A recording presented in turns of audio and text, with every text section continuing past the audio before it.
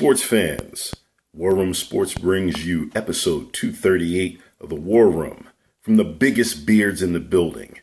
We talk the NBA and Klay Thompson's amazing 37-point quarter. We talk about Kyrie Irving triumphantly vindicating himself with a huge 55-point game in LeBron James' absence. But most importantly, we cover the Super Bowl 2014-2015 season, Deflategate, and most importantly, we're all about that action, boss. Salute to Marshawn Lynch and his hijacking of all of our attention for this year's Super Bowl. Episode 238 begins now. The War Room. Blog Talk Radio. Welcome to the War Room. We got Dev. What up? Kill, Jimmy, PJ, B. Austin, the hot block commander. Give it to you how you want it in the 1 or 2 hour show to keep the brain running with the premise to talk sports on a national level. Bold with the topics, sorta like some rebels. When it's game time, they like the Fab Five during prime time. Sports conglomerate to speak their minds a little bit. For sports medicine and sports veterans and greats. The 4th and 26, so the war in Kuwait. It's the War Room with 5 nights at the round table. 5 Philly guys diversified and educated. Yes, sir. We are. Sports fans, what's good? You are once again live in the War Room, brought to you by War Room Sports on that WRS Podcast Network. I'm Devin McMillan, and I'm here at the round table with my partners. We got Jimmy the Blueprint Williams and that dude B. Austin.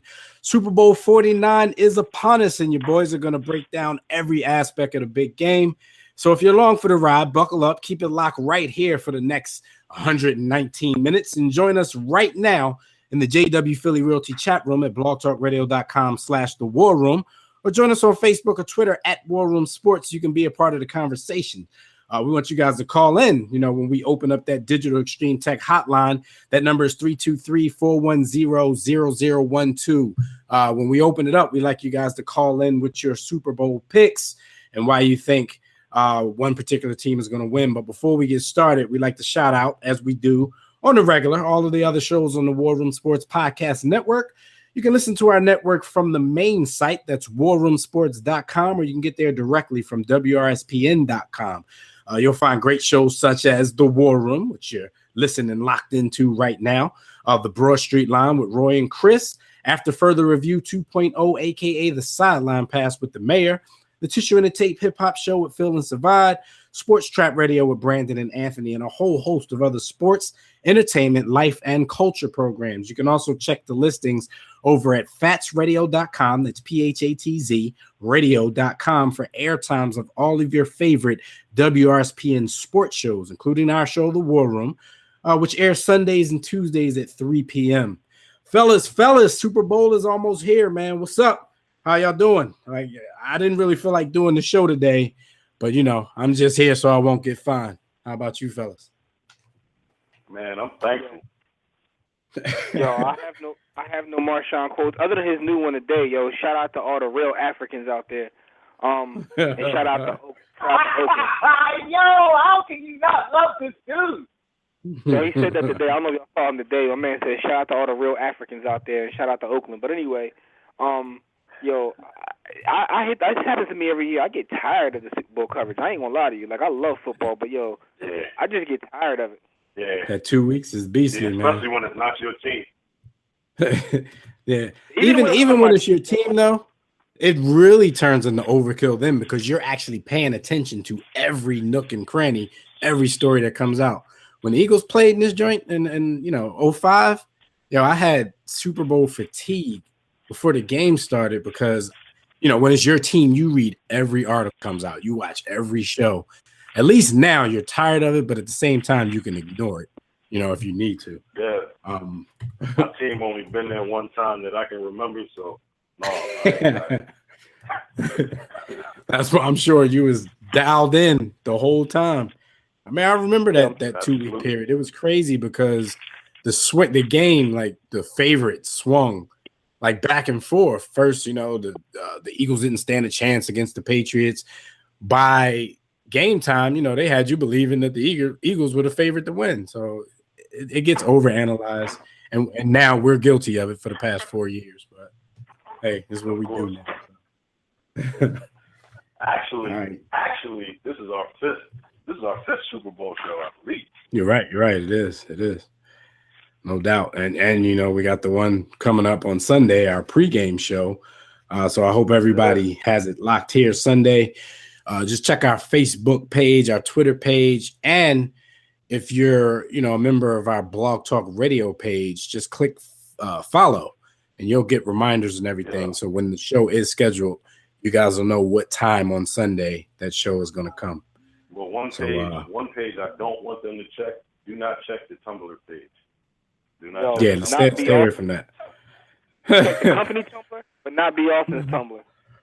Yeah, but if they check the company Tumblr, you know, they might find him just because he's connected to it, and all hell's going to break loose. If you go to B. Austin's Tumblr page, make sure you strap up first. Wear a condom when you punch that in. Yo. All right, fellas. Let's talk about what happened this week while everybody was on the grind.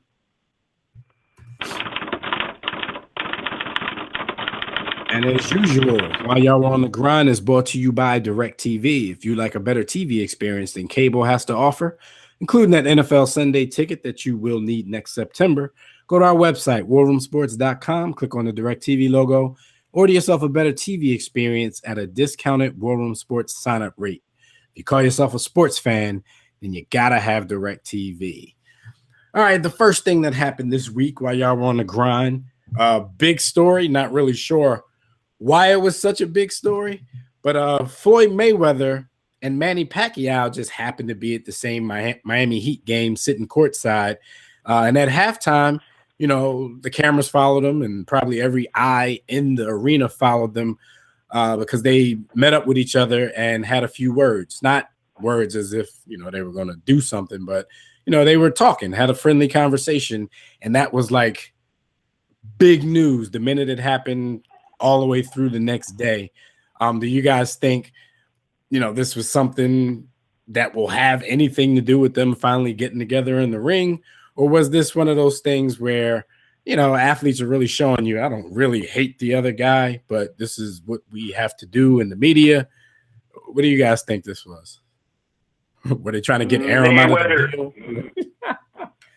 Mayweather, let us do reading, Mayweather. I think it was the latter versus the former, because I don't really think that Floyd has anything against Manny Pacquiao. But we do know that he really hates Bob Arum to the core of his soul. So anything associated with Bob Arum, he's going to take shots at. So, you know, as a part of the promotion, he's always pooped on Pac-Man, but I never thought it was personal even. So, you know, Floyd's just an ignorant dude, so he's going to do whatever, say whatever, but I don't think it's personal. So that was just showing the world that this business is not personal. Yo, it's funny because, like, as long as this goes on, like I told y'all before, I'm at the point now where I just don't even care. Like, I'm not as excited as most people when this stuff happens, but when you hear about stories like, and you wonder why he hates Bob Arum so much. But like I said, I read a story last week that Bob Arum owes him several million. So now it all starts to make sense. Like, if a dude owes me several million and is trying to somehow make a couple more million, like, off my work, I can see why the hatred is as bad as it is, but it's definitely there. And Bob Arum is a troll, too, because he had everybody thinking that it's just a contract left to sign. So shout out to Bob Arum for finding a way to troll Floyd and piss him off. This is what I would want to research on that, Jim, because I don't know, you know, I'm not that deep into boxing business circles, but that has kind of been used as to why the fight on Floyd's side has never been made. But I wonder, in all of these dealings and all of these years, has he fought any other fighters that were promoted by Bob Arum? Because if that's the case, then FOH with that excuse. Well, like, if you fought lesser fighters with Bob Arum. It was in the LA Times. I'll try to find an article. No. I saw the article because you sent it to me, I believe. But I'm just saying. One of them was from like Fight Scene or whatever, and the other one was from the LA Times. They said he hasn't done business with him since. It says since the De La Hoya fight. Somehow Arum was involved in a De La Hoya fight, and he still owes him several million. And I guess he promoted him at one time, and he like jerked him to get out of his deal. I think was that Floyd's last fight under him, De La Hoya? I think he might have still been working with Arum on the deal. The way the story sounded, it was like he was working with Arum, and that was his last fight under him. So Arum to kind of like on, so you gonna leave me, like burnt him out of several million, like FOH. Don't leave until you get your whole paycheck. You should know better than that. But Arum was that's just trying to strong arm, like either you leave or you ain't getting this bread. Yo, you hit him like Big Red, man. My office hours from 9 to 5. My office hours. Yo, my man Big Red got somebody killed by a trash truck driver. Yo, how do you pay a trash truck driver to sideswipe a dude on the street? Yeah, how you pull that half off? the people listening, Jimmy, have no clue what the hell we're talking about right now. I know. How about that? Yo, man. Classic, anyway, man. But in terms of this whole scene or whatever, it looks to be staged. But if there's no fight, what are you staging anyway? Yeah. But Pacquiao said he gave me his number. I can't do the Pac voice. He gave me his number to see. But he gave him his number and said they're gonna communicate with each other. So I don't know. Floyd might be trying to find a way to. I mean, Pacquiao works for the dude, so if you're gonna fight him, there's really no way around working with Bob Arum on this one. But we'll see. It was just interesting. Maybe he's gonna sign. He might sign him and fight him. He's gonna sign him and fight him. Sign the Filthy Rich records and whatnot. True.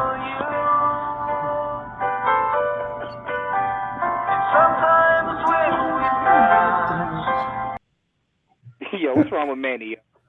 Yeah, that's my song now. Sometimes when we touch. Yeah. Yo, Manny really went there trying to sing a ballad on you, dumb man.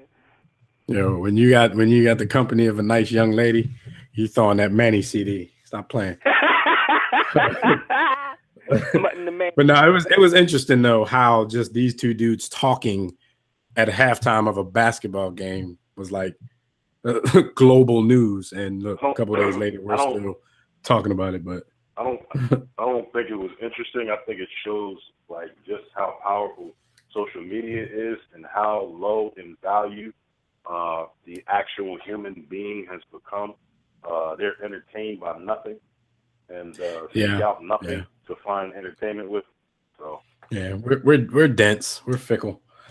All right, so next thing that happened while y'all were on the grind, man, Cleveland Browns wide receiver Josh Gordon, he failed another NFL drug test and he's facing a 1-year ban. I believe the test, I believe what came up actually was alcohol. And, immediately everybody slammed him. But Gordon claims that he drank 2 beers and 2 drinks on a plane to Las Vegas. And this was after the season ended. After the season. Which were his first drinks since the July 4th DWI. But he was still subject to testing even after the season because of all the trouble that he's been in. So what do you guys think of this?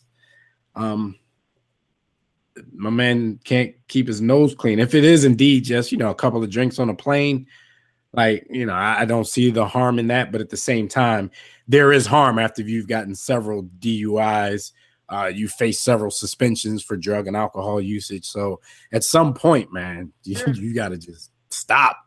Here's the thing, right? I think that we, meaning War Room Sports collectively, have the ability and the talent, the skill, whatever you want to call it, to look at things through multiple lenses and from multiple perspectives.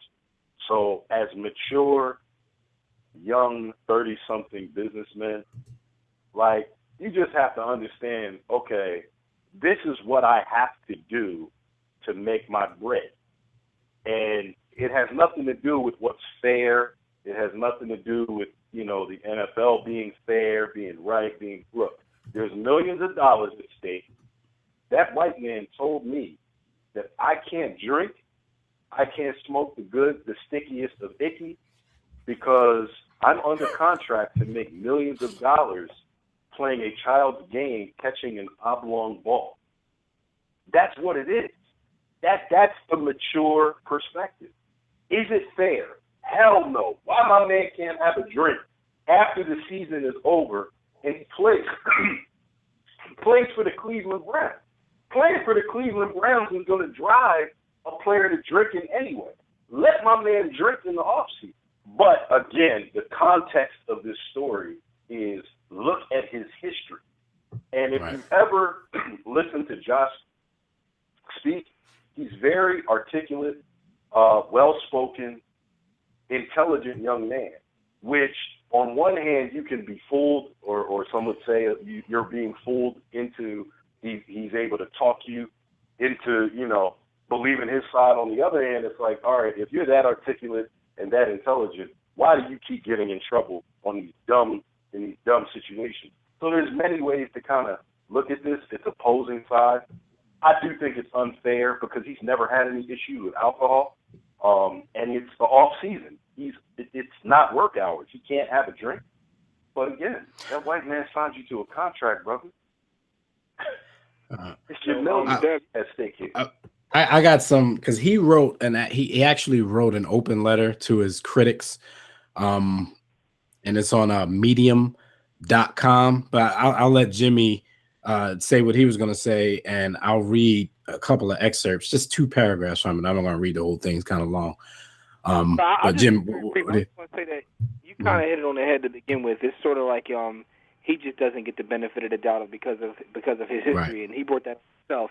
You know what I mean? So he has no one to blame, but himself. You built this brand. I mean, we always talk about how athletes go out of their way to build the brand, but I mean, it's reality. We all have a brand, and so if someone told me B. Austin did certain things, I wouldn't believe it. But if someone told me B. Austin did other certain things, I believe it. If they say he was on Tumblr, retumbling, naked dark-skinned ladies, say I would believe that. You know what I mean? I'm guilty. I'm guilty. I got to pay for past transgressions, whether I did it or not. So my thing is that's really built. So this is the brand that Josh has built. It's sad because when he's on the field, he's a talented player, but he can never stay on the field, and it's all over nonsense most of the time. So definitely is a JoJo nominee. But go ahead, though. I know you want to read what he said. Listen to these 2 paragraphs and what you guys are saying. He actually touches on it himself. It sounds like, he understands, that his reputation has a lot to do with it. But he says, as a strict condition to my reinstatement in week 12, I had to agree not to only abstain from drinking for the rest of the season, but also to submit to an alcohol screen as a part of my in-season drug testing under the lead substance abuse protocol. Did I think it was excessive given I had never had any issue whatsoever with alcohol? Yes. Did I think it was hypocritical that a professional league making hundreds of millions of dollars off beer sponsorships was telling me not to drink? Yes. Did I so much as blink at the condition? No. Now, this is the part, and this is the last part I'm going to read, but this is the part that goes into what you guys were just saying. He says, it doesn't matter if I thought that the league imposed restriction on drinking had expired at the end of the regular season. What matters is that I didn't confirm whether or not that was the case. Now that oversight was further jeopardized my relationship with my team and our fans, my reputation, and maybe even my career. So it kind of sounds to me like, he knows that he really doesn't get the benefit of the doubt. So, what his personal thoughts on it didn't really matter. Like he said, he didn't confirm, and he kind of knows that with his rep, he doesn't really get the benefit of the doubt. So, if you've ever heard him speak, like, when you read that Medium article, like most of these guys, if they're from like Florida or Texas, you're going to say, all right, you hired a publicist and they wrote this for you. But with him, like, he actually probably wrote that article. He's very intelligent, insightful, and articulate, which makes it all the more worse that he gets himself into these Pac-Man Jones situations. It's funny that you said that, B.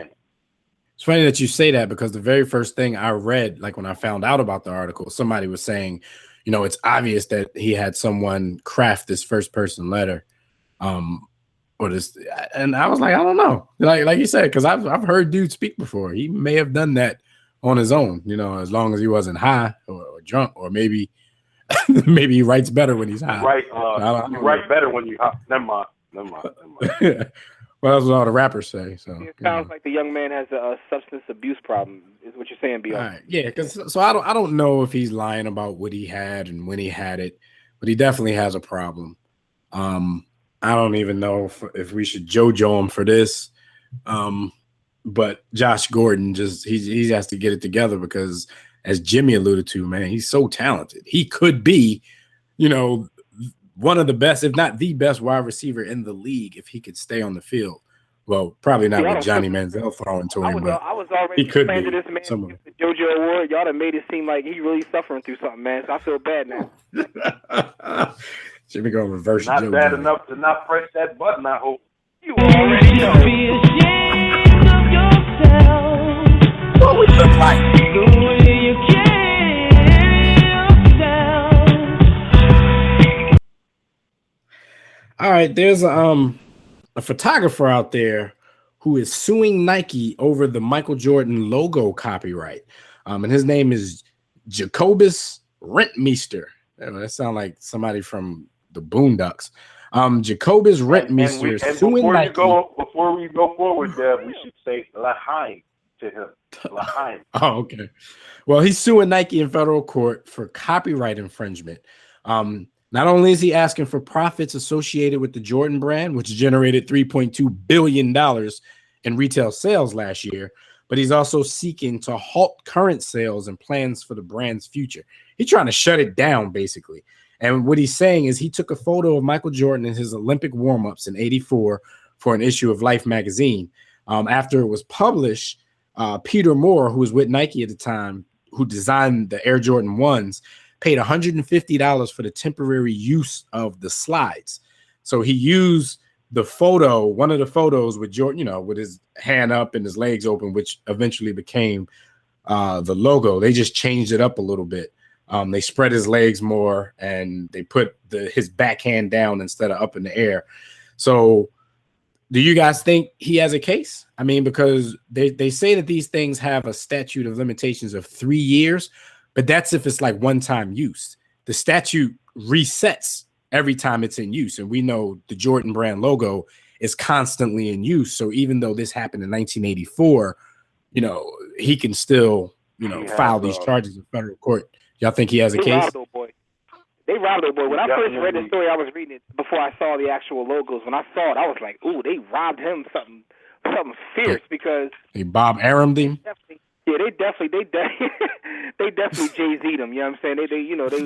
They took his lines or whatever. You know what I'm saying? They was only bigging up their brother, but yet and still. They Millennium Recording. They took his publishing. Yeah, they definitely. They definitely did, man. Maybe. He definitely has a case, and as every good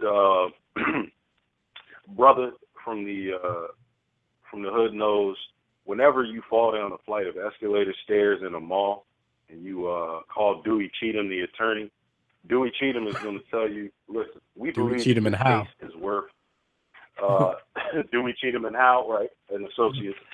This case we believe is worth $10,000. So we're going to go ahead and ask for 90, and anything we get that's over 10,000, we won. So is he going to, he's going to the hilt with this lawsuit. He's not going to get the things that he's asking for, but I could see him getting definitely an 8-figure settlement out of this, and possibly being who it is, a 9-figure settlement. Because the logo is clearly the same thing. I mean, there's only minor changes. Even the picture, yo. By the way, the picture was ill though. That was a dope picture. Yeah, because what they said, of course, because when the Bulls got a hold of it, they recreated the picture with him in Bulls gear instead of Olympic gear, with the Chicago skyline in the background. But it was still essentially dude's photo. Even back then, they was photoshopping.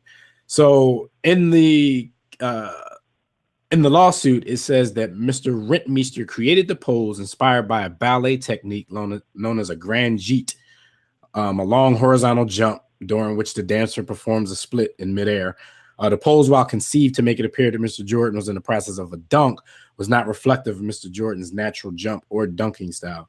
So, yeah, I think he has a case as well. And like B. Austin said, you always got to go for the super high, crazy, number that just doesn't seem real. And I think the part of it that doesn't seem real is the fact that he wants to shut down future operations with this logo. You know damn well Nike's not giving up this logo. This is their biggest moneymaker ever in the history of Nike. $3.2 billion in retail sales just last year. So he will probably end up getting a very big settlement, with one of the conditions being FOH. We're going to keep on using the logo, keep this money, and we're going to use the logo. As he should. I mean, we know what it's like to have someone steal your work product. So, you know what I'm saying?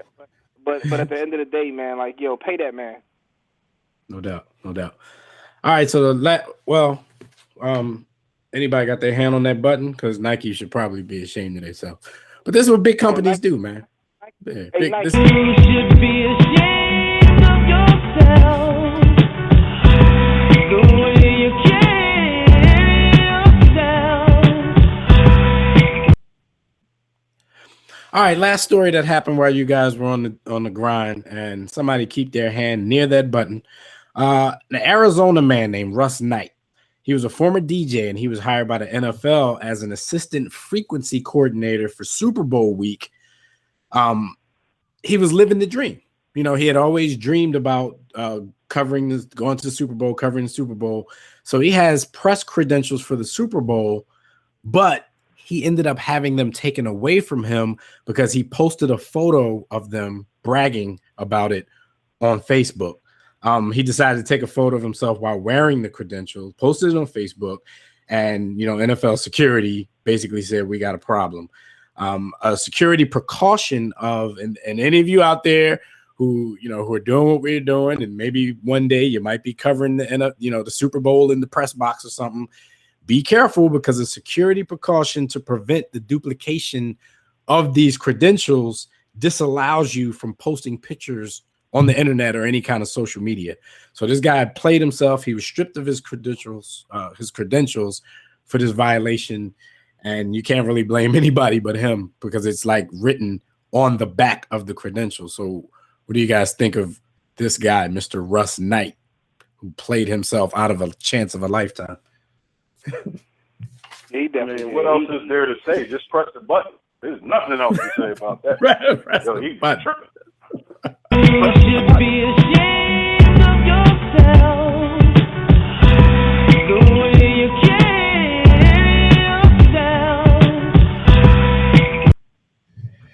yourself. Social media is the downfall of a lot of you people out there, man. Y'all gotta chill, man. Y'all gotta chill. No chill whatsoever. But like B also said, there's nothing to say about this, man.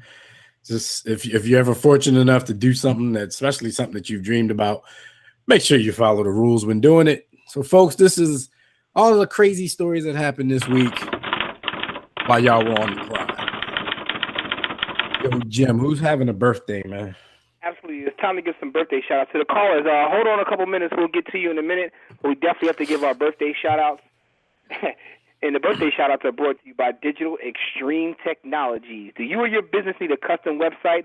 Well, for dynamic, professional, and most of all, affordable custom website solutions, you need Digital Extreme Technologies. No need to break the bank for an effective online presence. Top quality, results-driven websites at incredibly affordable prices. Financing options are available. You can put something on it. Visit digitalextremetech.com or call 267-205-4203. And if you're trying to get a hookup, a little discount, make sure to tell them that War Room Sports sent you.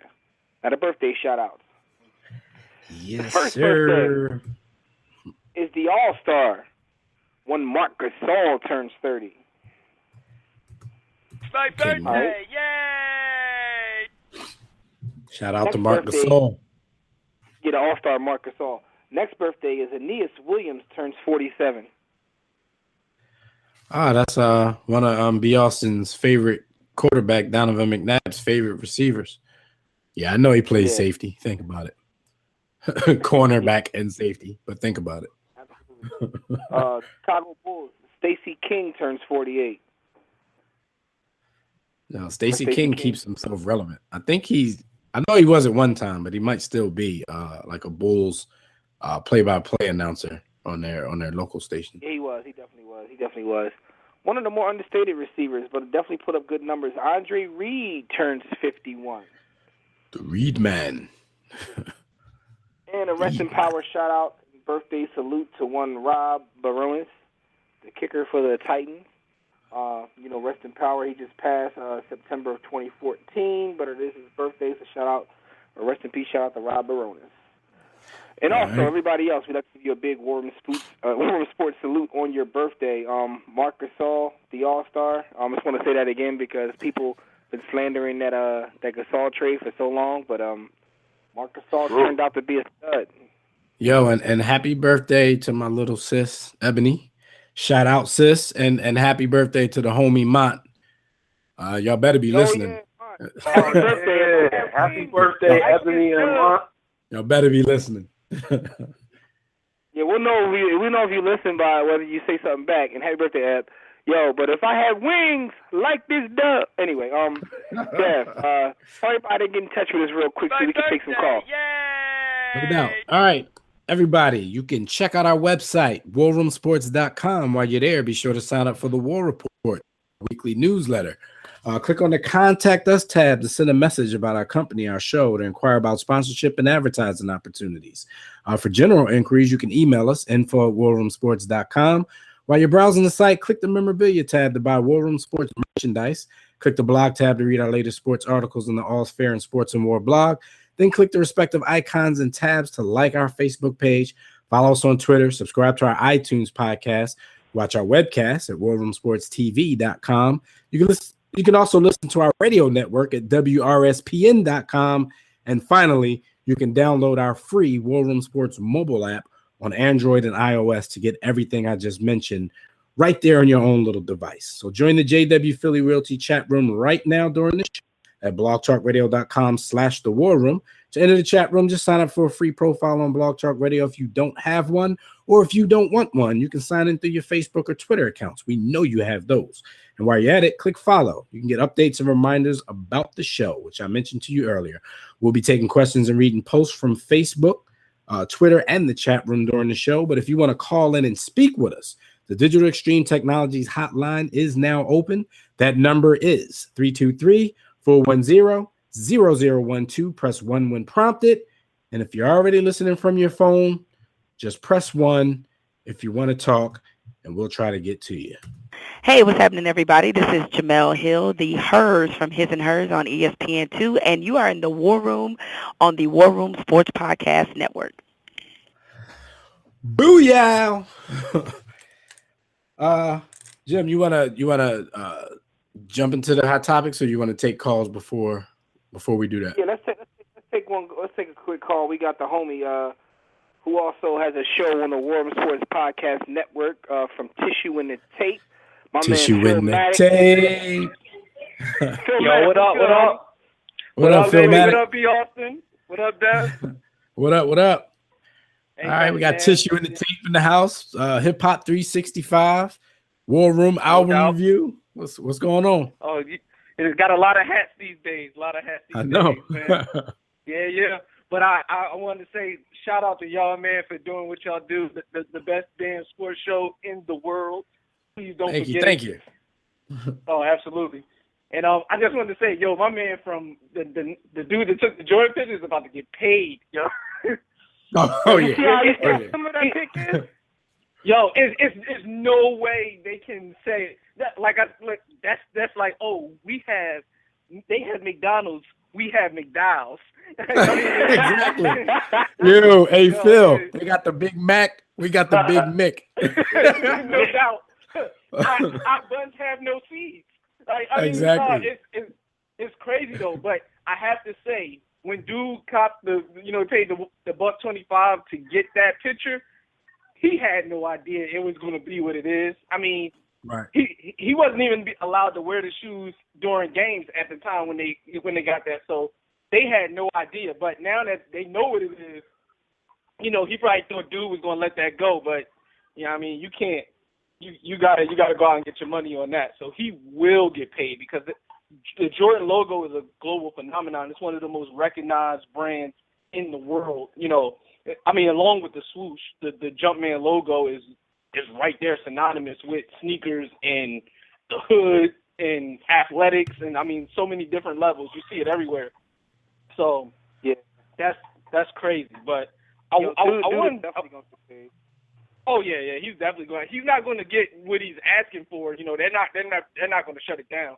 They'll give him the SEAL Team 6 first before they shut down production of. And Phil, I don't even think he really wants them to shut it down. And then No, I think it was it's going to calculated. stop that- him from getting money. No doubt. And I think it was calculated that he even waited this long to say something about it. He waited till, he was they like- were the top, sneaker brand in the world. I mean, they've been that for a minute, but he waited till Yeah. retail sales were at an all-time high. He knows what he's doing. Listen, That's the one thing that that's kind of gentleman funny is though. a part that Phil. That gentleman is a part of a culture that is naturally financially savvy. It's nature and nurture with them. He knows Oh, yeah. what time it is. Oh, the hustle. He knew when it was time to cash in. But man, I wanted to say, as far as like,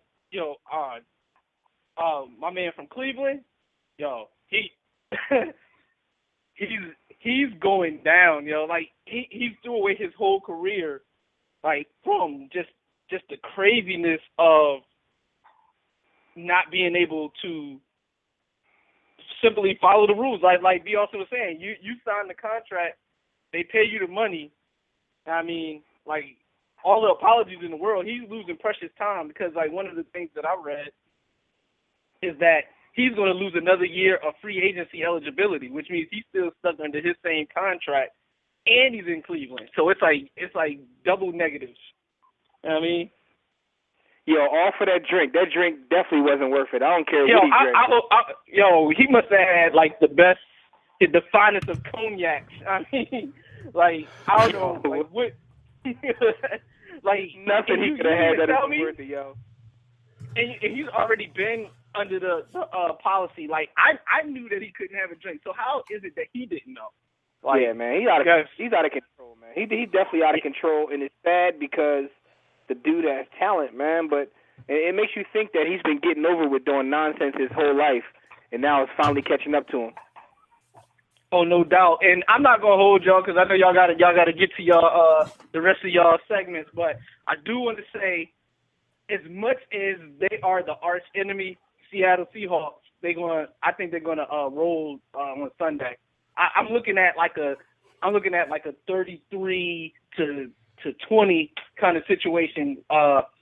Brady might look un-Brady like this weekend, but that being said, I'm a fan of a lot of those dudes, especially Russell Wilson. I don't think he gets a little cuz never gets enough credit because the defense is so good, but he's the straw, so he makes them happen just as much as Marshawn Lynch. He brought Phil them gonna back be mad just at as me. much as Marshawn Lynch. If he's still listening later when we talk about this, Phil gonna be mad at me. Here's the thing about that. Like, and I know a lot of people disagree with you. Some people agree with you. Some people even call him elite, which I disagree with. I think there's probably like 2 elite quarterbacks in the whole league. But at the end of the day, I think that he may be in a position where he's like the most overrated and the most underrated player at the same damn time.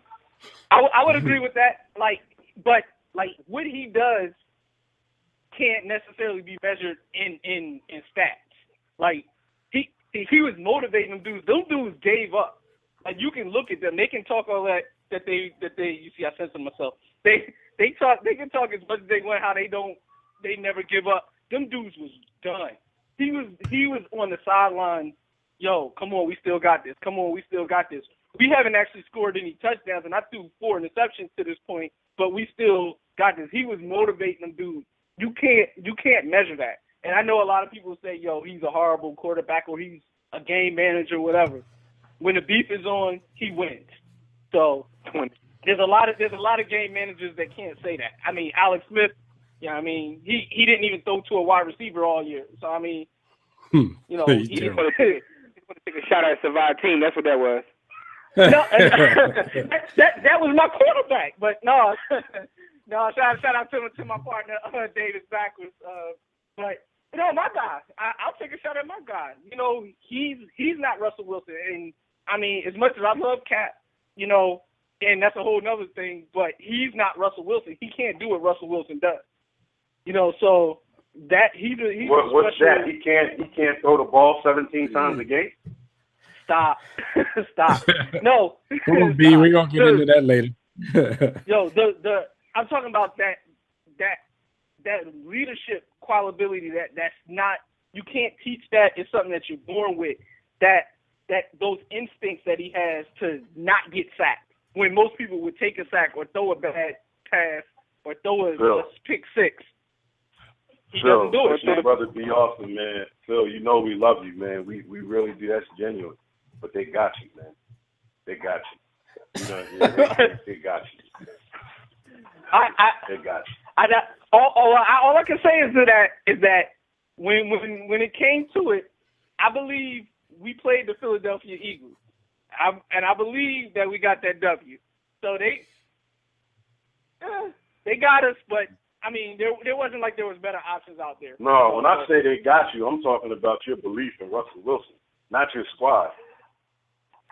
What are you trying to say? I see B. Austin has a low opinion of Russell Wilson. I'm somewhere like, you know. That's not true. That's not true. No, you said Tavares Jackson can do what he does, yo. Come on, man. Jimmy, ho. See, Jimmy is one of these people that plays to the fans. What I said was that particular pass to a single covered post, 35 yards downfield with no safety back there, it's a pitch and catch. It's not a big but that's not what you said. That's not what you said. I got the tape. Yo, I got the tape. That's not what you said. What you said was Tavares Jackson can do what he does in that system with that team. That's what you said. Yeah, okay. I made that. I definitely will own that. Let me just say this. One, Tavares Jackson can't do what I do on the field. That's to be said. But as far as Russell Wilson, the pass, a lot of quarterbacks, yes, they could have made that pass. But I'm talking about everything that led to that pass. No, there's not even the best quarterbacks in the league brings them back in that same exact situation. Well, hold up, Phil. Brady. Actually, this is Dev. I actually give him more credit for the pass than for bringing them back. Because you got to think about it.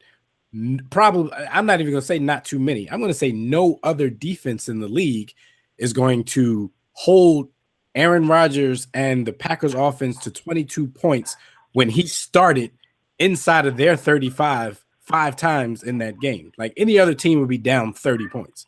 So I would actually give Russell Wilson more credit for a dime that he threw in overtime than for keeping them in the game. I think that was the defense.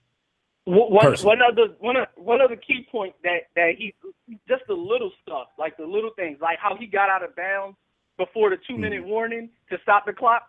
That changed the whole complexion of the game because that gave them extra time. That gave them an extra 40 seconds, which more or less it changes their whole approach on the next set of downs. Of course, they still have to do the onside kick, but it changes how if they run the ball versus him being forced to pass.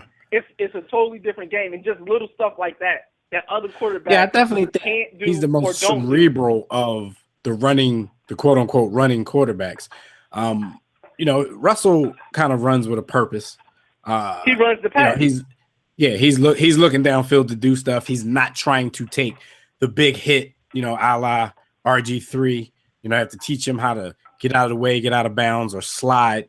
He takes too many big hits, and Russell doesn't do that. And I think he is cognizant of situations like clock management. So there's some things he definitely does that are small things that help during the game. But I still gotta. I'm still in amazement of what that defense did against Aaron Rodgers. It's like they got him shook. Like he still won't throw to Sherman's side. Sherman's sitting there holding his arm like it's about to fall off, and Rodgers still won't test him. But and you got to think, despite what Doug Baldwin and them do say, they don't have receivers. Like I don't care if he get mad at me because I don't care. Who is he? Their receivers are the worst set of receivers to start the Super Bowl ever. I've actually looked at. I think they're better than the Patriots receivers. Statistically, I think they're better than the dudes across the field. Deion Branch was a Super Bowl MVP though. I'm talking about the guys that they're facing. I'm talking about the guys they're facing tomorrow. And Deion Branch was a bum. Don't get that twisted. If Tom Brady's throwing you the ball, You can get 100 yards in the Super Bowl. Deion Branch is a bum. Yeah, he is a bum, but they are too. Yeah. They're very much. But being a player of the game for one game, that's he's a bum. He left New England and everybody thought he fell off the earth. And then he came back and was all right again. Yeah, he's trash. My point, and I know you said there that the receivers now. I mean, if you throw Gronk into there, when I say the receiving core. Oh yeah. If you because Gronk takes up for like 2 cats, so you're right. Well, they're actually, to me, their best receiver is their tight end. Like he's their actually best. But I mean, that's a whole nother argument. But that's true. I agree with that though. I agree with that. Gronk is that dude. He makes them. He plays. I'm talking about Seattle. Their best receiver is Seattle tight end, Wilson. Yeah, like those dudes are very much overachievers. That are benefiting from a very underrated quarterback. Despite what I don't think my Seattle's receivers are as bad as people make them out to be, though. That's just me. Okay. Well, I don't think they're terrible, but. But that being said, I'm getting off this joint. About to get on my Iron Chef. Tissue and Tape podcast tomorrow night at midnight. Special guest coming on the show. Shout out to y'all. Keep doing y'all thing. All right. Sports Podcast Network. Philmatic, Tissue in the Tape. No doubt. Tissue in the Tape. All right, man.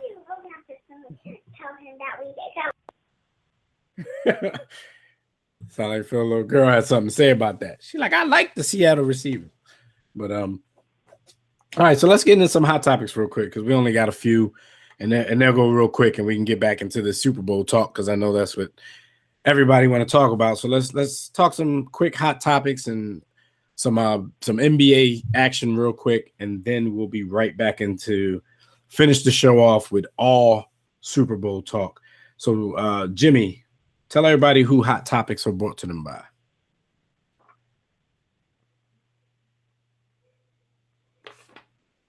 Alrighty then.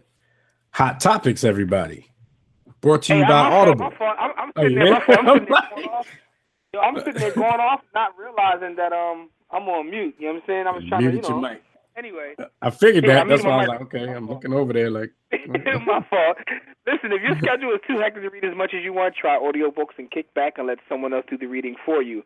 All you have to do is visit Audible and sign up for your free trial at audibletrial.com/warroomsports. In no time, you can be listening to the latest bestsellers, hands-free, stress-free, while getting other things done. Right now, I'm currently listening to the book called A People's History of the United States by Howard Zinn.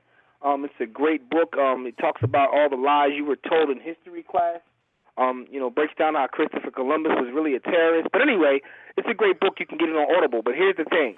The reason I brought that book up is because, for one, I'm reading it. For two, if you were to buy this audiobook, it literally will cost you $60. But if you go to audibletrial.com/warroomsports, we'll give it to you for free. So go take a look at that. Can't beat that. audibletrial.com/warroomsports. All right, man. Sad news in the world of baseball and the sports world and just the world, period. Mr. Cub, Ernie Banks, passed away this week. When they say Mr. Cub, like they're not playing. This dude was Mr. Cub. Like he had one stop his whole baseball career, man. He landed in Chicago in 1953 and basically never left. Was there for the remaining 43 years after his retirement. His career was 19 seasons. His on the field accomplishment, of course, he hit 274. 330 and 500 with 2,583 hits, 512 homers, 1,636 RBI, 1,305 runs scored. He was a 14-time All-Star with 2 MVPs. And, of course, he was inducted into the Baseball Hall of Fame, receiving 83.8% of the vote in the year that I was born. 1977. That's probably too much information, but shout out to the life and times and the playing career of Mr. Cub, Ernie Banks. Fellas, big loss in the world of sports, man. Man, salute. Ernie Banks, man, salute. Yeah, Yeah, man, no definitely, Cubs man. fans Rest everywhere. in power. Rest in power, you know. Yeah. And he's immortalized. I believe he has a statue down in like Daly Plaza. And like yesterday, I think they paid tribute to him on his homegoing services, and fans came out to Daly Plaza to just chill with his statue or whatever. So shout out to Ernie Banks, rest in peace. Coach K got his 1,000th win against St. John's a few days ago. The game was in question, but he Duke came back, won the game. Where do you guys, real quick, before we move on, just real quick, where do you place Coach K among the great college basketball coaches? I mean, he's got to be top 5 dead or alive. I automatically of John Wooden, and it's funny because most of his success was, before we were following the sport the way we do, but Right. just from being a historian and doing a lot of reading, you come to appreciate John Wooden. But Coach K, in our lifetime, he has to be probably the best, either him or Bobby Knight. But shout out to him. I always wonder, will he ever get his just due because he's never done it at the professional level? Or he would be one of those guys who was great in college, but we don't know how great of a coach he was because he didn't do it in the pro level, or does that even matter? Right. Nah, he'll get his due, Jimmy, because the professional ranks, the NBA guys respect him, and all that he's done for USA basketball kind of fits in that. Whether they're telling the truth or not, when you have guys like LeBron and Kobe come out and say, all I would want to do is go play for Coach K. I was on the way to Duke, but stuff like that weighs in with the media and the fans. Definitely top No, I five mean, dead or alive. he's going to get his due. He's going to get his due because of that, but there has to be something inside of him that makes him want to try. Because you look at it, a couple times he's gotten close, and I think that's probably it. That as you would call competitive greatness, to want to see if you could do it on the next level. That's probably going to always be there. Yeah, top five. yeah, no Definitely doubt. top 5 best that I've ever seen and paid attention to. Top 5. I hate him. I hate Duke with a passion, but nothing but respect. I have no beef with Duke, and I have no reason to. But yeah, I agree with you, fellas. Top 5, and I'm talking maybe around the, number 3, maybe number 2. I don't know. I mean, because his career, the crazy part is with all the accolades, his entire story is still yet to be written. So, just in case, they might throw a couple more championships in there, and what are people going to be able to say about him? He might be able to put himself in a position where he can be mentioned no less than number 2. And shout out to Melo Trimble, University of Maryland freshman, friend of the War Room, about to get down on ESPN. So check him out, point guard. So yeah, that's the whole thing with Coach K. Let's give our stat of the week real quick. And actually, we have 2 of them, one from the world of basketball and one from the world of football. And Jim, you got a question in the chat room. I think Phil Maddock wants to know what's the name of that book again that you were talking about when you were reading that Audible drop. All right, no doubt. I'll type it in there for him. Okay. And so our stat of the week comes from Klay Thompson's 37-point quarter, which was an NBA record that we're going to actually talk about some more later. But the stat of the week is basically, how he got his 37 points. And he went 13 of 13 from the floor in the third quarter of that game against Sacramento, 9 for 9 from 3-point range. The amazing part about this, he scored 37 points in a quarter, and he shot 2 free throws, I believe. And those were the last 2 points of the quarter. He shot 2 free throws. And what's even more amazing, this is something that I noticed when I watched the video over, he didn't score his first bucket of the quarter until the 9:45 mark. So he basically scored he scored 37 points in 9 minutes and 45 seconds, 13 of 13 from the floor, 9 for 9 from the 3-point arc, and 2 for 2 from the foul line. Have you guys ever seen anybody get that kind of hot in that kind of span before? I can't recall it. I didn't see Wilt get down.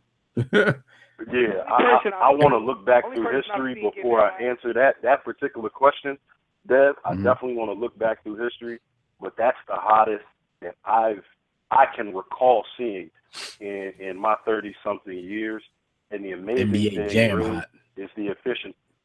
It's the efficiency. Yeah, the ball was definitely on fire. There was smoke trailing it when he shot. He had Hall of Famers hating. Shout out to George Gervin, the Iceman, who we love. We'll talk about that later. I've never seen anyone that efficient and that hot. And that was crazy. All right.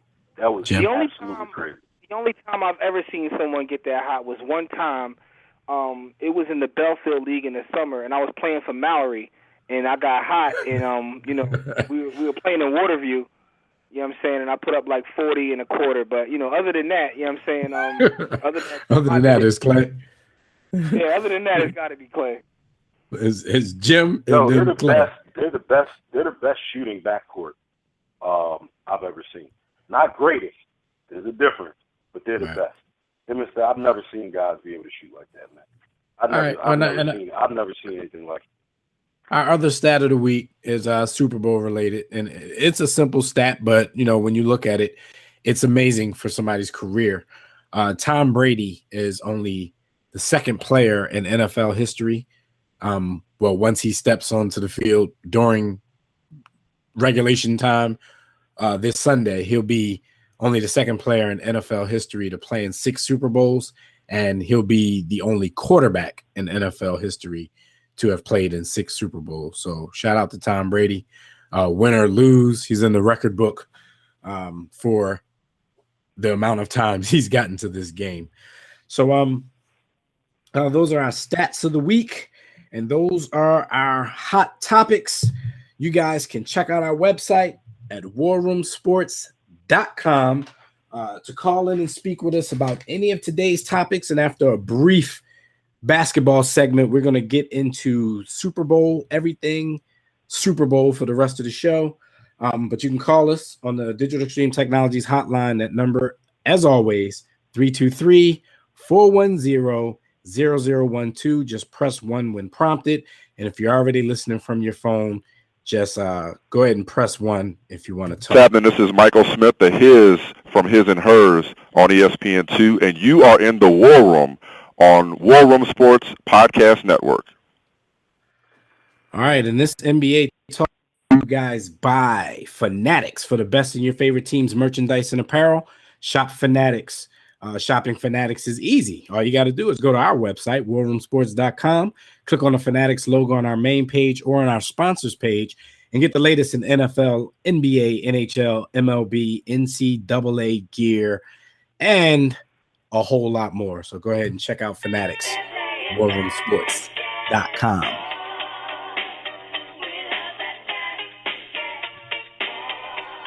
All right, so shout out to our NBA players of the week, LeBron James for the Eastern Conference, and for the second week in a row, and I believe the third time this season, the man that we were just talking about, Klay Thompson, for the Western Conference. LeBron James and the Cavs had a 4-0 week. He averaged 27.8 points, 6.8 assists, 6.3 rebounds, 2.2 steals.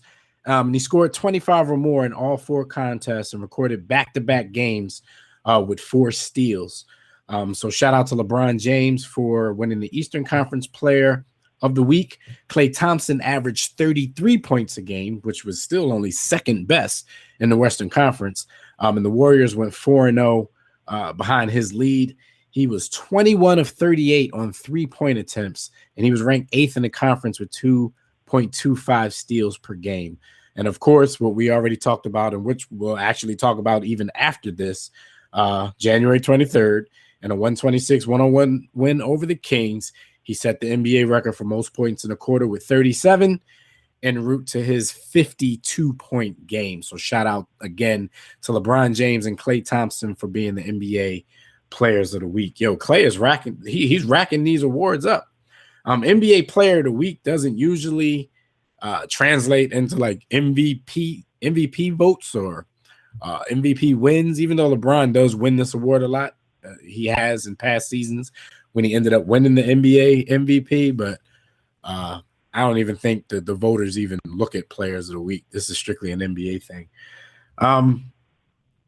Real quick, shout out to Kamal Hilton and his new weekly column on the War Room Sports All Fair and Sports and War blog. It's called NBA Quick Takes. This week's topic was the dominance, or so far, first half dominance of the NBA Southwestern Division. Dallas, Memphis, San Antonio, and even the Pelicans, getting some love in his latest column. So definitely check it out, warroomsports.com. Click on that blog tab and just look for NBA Quick Takes on your right side with all the topics, or you can click on Kamal Hilton and you'll see everything that he's written for us. He also writes full-time for NBA Nation Australia. So when you read his columns on our site, just click on his signature at the bottom. It'll take you to NBAAustralia.com so you can see everything he writes for the NBA there. Fellas, what are your guys' thoughts on the NBA Southwestern Division so far? Dallas just started to take they're on a little bit of a losing streak, but other than that, man, this division is crazy right now. Definitely is. Best division in basketball. Yeah, it definitely is. It definitely is. It's funny at times to look at like the Western Conference and the Eastern Conference and just compare. Because it's just comical, man. It's just comical because the West is so tough. Like, even when you look at, the upcoming All-Star game and the guys who will get snubbed, there are going to be some great players who are at home. Now, if they were in the East, they'd be, it's just, Yeah, but think about this, fellas. There's a chance if New Orleans can somehow find a way to squeeze Phoenix for that 8th spot, there's a chance that everybody in this division will be in the playoffs. As it currently stands, Memphis has the 2 seed, Houston has the 5 seed, San Antonio has the 6 seed, Dallas in the 7th seed, and New Orleans, only a few games behind, about 3 games behind Phoenix for that 8th seed. And we all know how talented of a bunch the Pelicans are. They're just young at this point. Anthony Davis has quickly made himself one of the better players in the league. They have a great point guard in Drew Holiday. He'll be coming off of injury soon. You have Eric Gordon. And they made some trades for some pieces like Quincy Pondexter. People like that. This team, if not this year, they're going to be in that playoff mix in the coming seasons because Anthony Davis will not be denied for too much longer. Yeah, this is true. They should probably move them over to the Eastern Conference somehow. I know they run the Eastern Conference. Even though the top teams in the East are doing pretty well right now, but because they play each other all the time. The East is like a Division II FIBA league, and the West is like the West. When the East is in the house, oh my God, trash truck. All right, so shout out to Kamal Hilton in his column on warroomsports.com. Jimmy's squad, the Lakers. Of course, we've been talking about Kobe. Kobe, he had his surgery on his shoulder, so he's scheduled to miss 9 months of action. Kupchak came out and said he's spoken to Kobe, and he said he's looking forward to training camp. So he's giving you signs that he's not going to retire under the pressure of this latest injury. Jim, what do you think about that? Like, do you think? I mean, a lot of fans, and even I would say, he should hang it up, but that's still a lot of money to leave on the table, unless the Lakers are going to work out where they're going to give him that dough and let him walk with the money. I agree. I know myself. I train too, but as a fan, go away. I wouldn't even train. I'd just wheelchair in and collect my checks. What they gonna do? I'm like, look, man, the shoulder's just not responding, so I need this wheelchair. Even though I don't need my shoulder to walk, I need this wheelchair anyway, and I'm just gonna sit on the sideline and collect my $24 million or whatever he's due to make next season. But Kobe's, the end of his career is just being marred with injury. We've all said it. No matter what he can average and what he can put up as a player, because we all know he's talented and he's one of the all-time greats. The saying is, nobody beats Father Time, and I think Father Time is imposing his will on Kobe Bryant right now. And it's a shame to watch. Father Time got a mean bout game. Yeah, he like dude on that video. That video was mean. Yo, shout out to @KC Mac, who's been on Twitter hitting us up. He said Kobe would do the same as Jeter. Jeter was hurt but came back for his final year. So he thinks Kobe will do his final year. I wonder if it'll be like goodbye. I don't know if you guys remember this, right? Back in the day when the great players used to retire, they used to go in their final year and like get gifts at every city and whatnot. Yeah, like, Doc did it. Yo, Doc got a gift. Kareem Abdul-Jabbar was getting gifts when he retired. Like cats would come back for a year just to get free, free swag. Free swag, exactly. Hey, but this situation is, I don't know. It's crazy though, because I mean, even if you compare it to Jeter, there's no salary cap in baseball. So Jeter, even though he was making big dollars, he wasn't strapping the team. Like he'd come back for his tour to get gifts, and he's kind of strapping the team because it's still going to be another year before they're going to have all of their money freed up to be able to really do a rebuild. So yeah, I don't know. I mean, he got Jordan Hill. Maybe Father Time will spare him of injury next season, and at least he can play a season without injury. Yo, my man, Dr. Jerry Buss, he gave Kareem a Rolls Royce when he retired. Like, so, Kobe trying to come back and, get that swag game up. He gave Magic something else when he retired. It was his fault. Yo! Yo, Forum Club was a dangerous place, man. I blame that on Buss. So look, we talked about Clay and his feet going for 52 and 37 of that came in the quarter. Kyrie Irving basically wasn't to be outdone, as in, Cleveland's last game versus a very good Portland Trailblazer team who still have LaMarcus Aldridge because he's decided to forego surgery and play out the season with the thumb if he can. He gave those guys 55 points, 5 assists, 4 rebounds en route to a 5-point win with LeBron James missing the game with a wrist injury. I've talked to a lot of fans and basketball pundits and even some of our guys over at sports-kings.com. Check those guys out. Andy and Frank Pass the Pill. We were having conversations about Kyrie Irving, and it seems like, even after a game like last night, Kyrie's reputation still gets him a little bit of criticism. How do you guys look at that performance last night? Is it showing any growth on Kyrie's part, or is it just a perfect situation for him? LeBron's gone, he gets to jack. Like, what do you think? I think it was a perfect situation, but when did it become cool to overanalyze and diss 50-plus point performances? Like that's what what he did last night fits into what we know of Kyrie. He has, I believe, a clutch gene.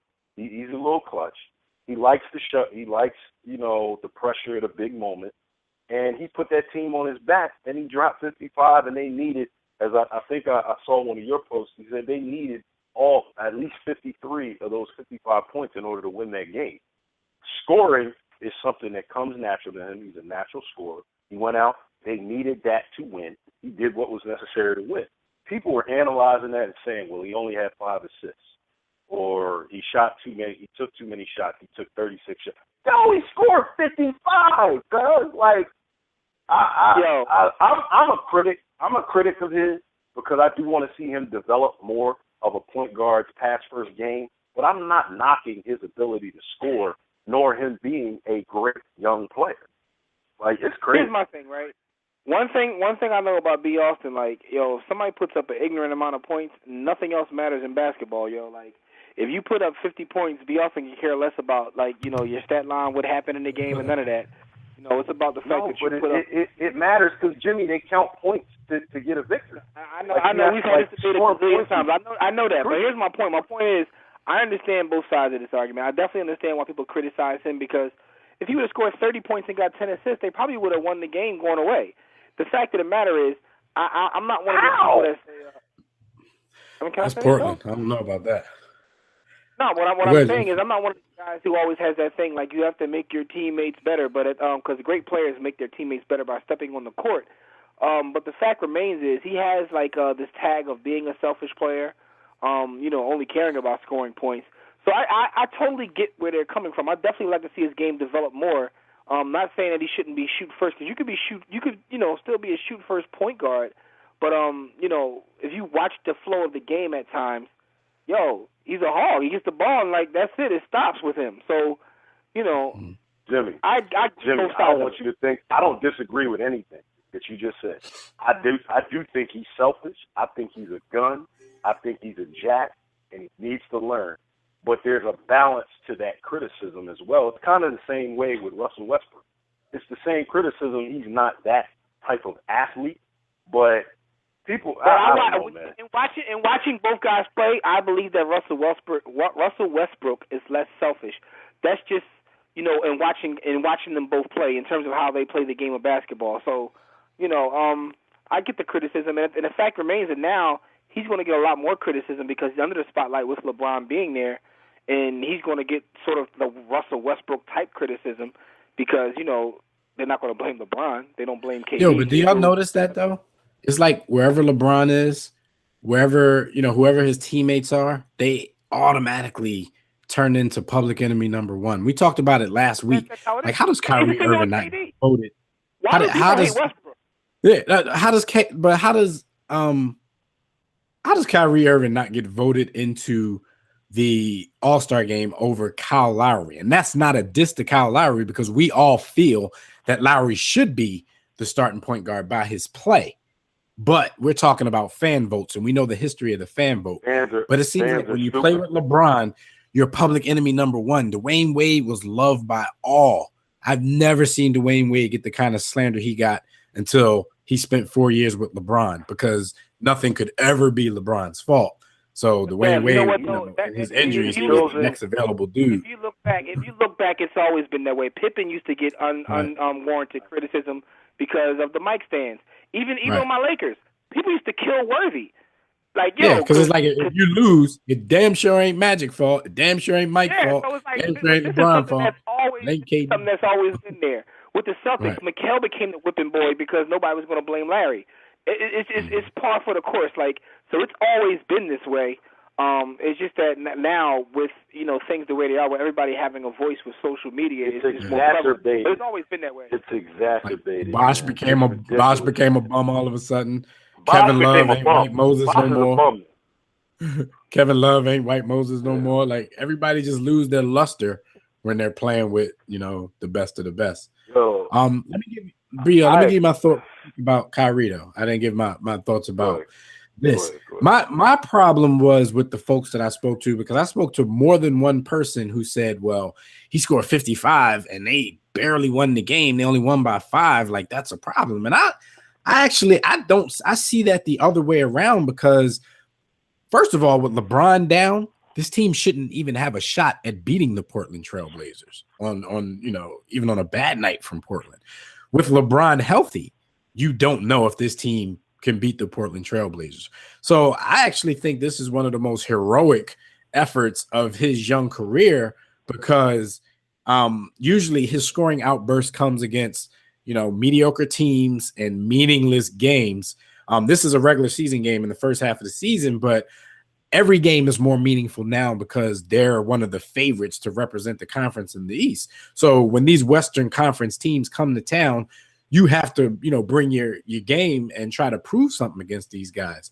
So this was like one of the first times in his career that I actually saw him have one of these outbursts and it actually meant something, and they actually won the game doing so. So I don't really understand the individual criticism from last night. I understand the criticism of his overall game, but I think, putting that in that scope from last night, I think that's just a little nitpicky on a lot of people's parts.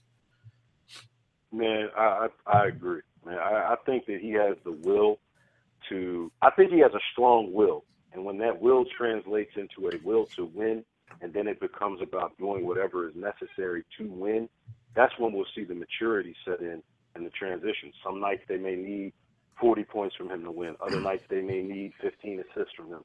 Other nights, which is something that he's not doing yet, other nights they may need him to concentrate defensively on contesting and making it hard for another point guard, doing whatever is necessary to win. Right now, scoring is what comes natural. That's what you bring Shumpert in for, though.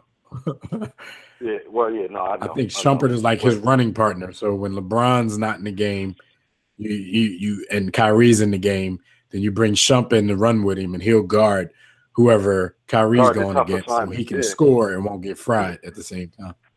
Right, right. But yeah, you're right. He's gonna have to step it up on the defensive end on his own. I was turned off by the criticism, and it's not because I disagree with the fact. I think it's a fact at this point that he's selfish a little bit, and he is a jack and a gun. But come on, man, let's not poop on a double nickel. Let's not do that. We're bigger than that as human beings, man. Don't go. Yo, he calling their human beingness to the carpet. We're bigger than that. Come on, G Money, you bigger than that. Letting something like who I'm laying the pipe to. Oh, wrong form. Over. So that's Kyrie, but flipping it back to Klay Thompson and his performance. You might have heard B. Austin mention it earlier. You know, he's getting a little bit from an NBA legend, and it's basically because it's his record that was broken. The Iceman held the record prior to Klay Thompson for points in the quarter with 33. Klay Thompson shattered it with his 37-point quarter, but the Iceman is saying, okay, it was pretty impressive, but I'd like to see him try to get 33 or 37 in the corner when there's no three-point line. So he's gone as far as to even say he didn't break my record because, you know, they had a three-point line and we didn't.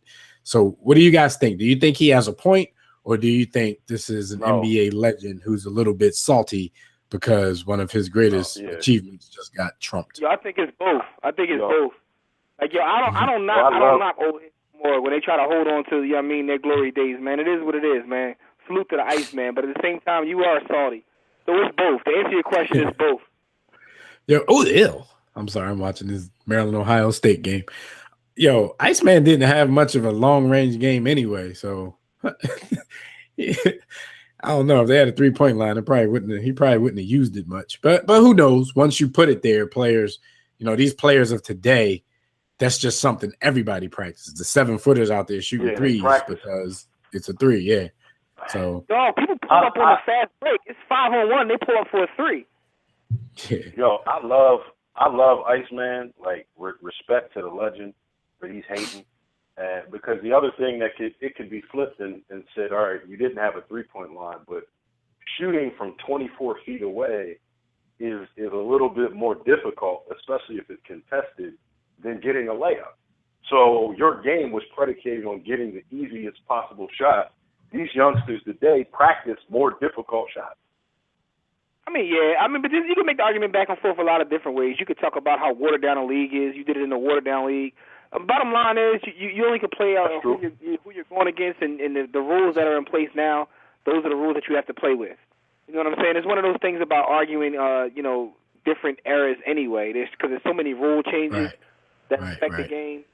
But I don't knock old players for, still giving themselves props, man, because fact of the matter is most people don't do, so you got to do it yourself. Yeah, I think, there's definitely merit to what he's saying, but you can also flip a couple things on him. Like, okay, pro for Klay that he had the three-point line. At the same time, Iceman, he was trying to put up big numbers in this game because he was trying to win the scoring title over David Thompson, who earlier that night had he had a 32-point quarter earlier that night. So he wanted to beat that, and he needed 58 points to beat him out for the scoring title. And he ended up getting 63 that night. And then David Thompson's quarter, because he had broken Wilt's record earlier that night. He was 13 of 14 from the floor, 6 of 6 in the quarter, 6 of 6 from the foul line. So he knew what David Thompson did earlier that night. So he wanted to shatter that quarter, and he wanted to win the scoring title with 58 points, but he ended up getting 63, shooting 23 of 49. We all knew Gervin was a Uzi-matic. So he had motivation. Klay Thompson just got hot. Like, this wasn't, I don't think there was anything motivating Klay Thompson saying, I'm going to go out and get an NBA record this quarter, because like I told you guys earlier, he didn't even score his first bucket until he didn't even shoot the ball until 9:45 left in the quarter. So if you're going out there with the intent of breaking an NBA record, you don't wait almost 3 minutes into the quarter to shoot the ball. So that's one thing you can say for Klay Thompson. He wasn't trying to do this. Gervin was trying to do it. My man Klay said, "New Jack Swing." New Jack Swing. Yo. Yeah. But I didn't mention to y'all. Thompson had 32. Not Klay, but David Thompson had 32 and a quarter that night when they were battling for the scoring title, and he eventually went for 73. But Gervin, all he needed was 58 by the time they played to get the scoring title, and he got 63. So, they had a 73 and a 63-point performance in the same night in the NBA. Can y'all imagine if League Pass was around back then? He was drawn. That's David Thompson is underrated. They definitely was. How y'all think they found out about it? Because they didn't have all of this media and League Pass and all of that. So somebody had to make a phone call on a rotary phone like, yo, man. Who drew to get the scoring title? He put up like 72 points to beat somebody. I forgot who. It was Shaq. Yeah, David Robinson. It was Shaq. It was Shaq. Yeah, so they drew that night too. They both drew. Yeah. But 73 and 63, I got to look that up, but that might be a stat of the week one day. That had to be like, the highest output for two players on one night in the NBA ever. But we'll look that up.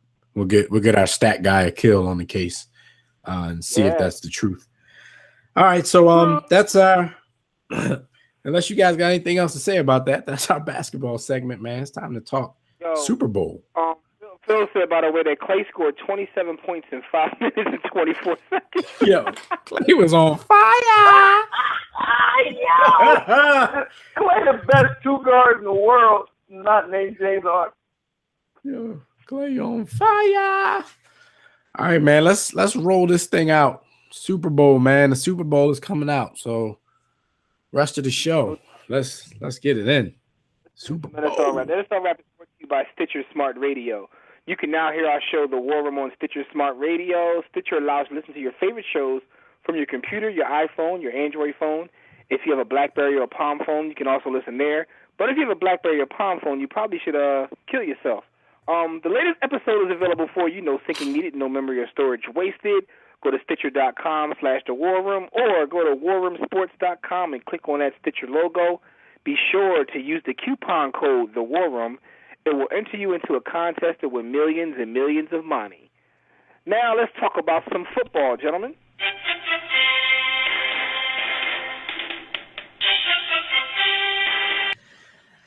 Before we start, I just want to say shout out to my real Africans out there, and shout out to Oakland.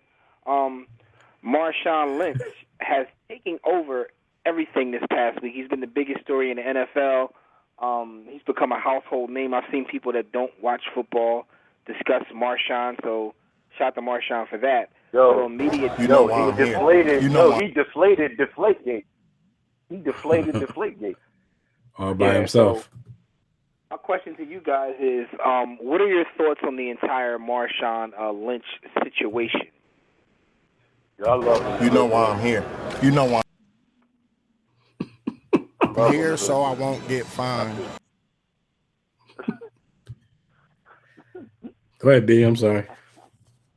I was just saying, I love when the hood wins. Again, multiple perspectives. It's run its course now. I think that this is the last season that Marshawn can get away with all of this BS.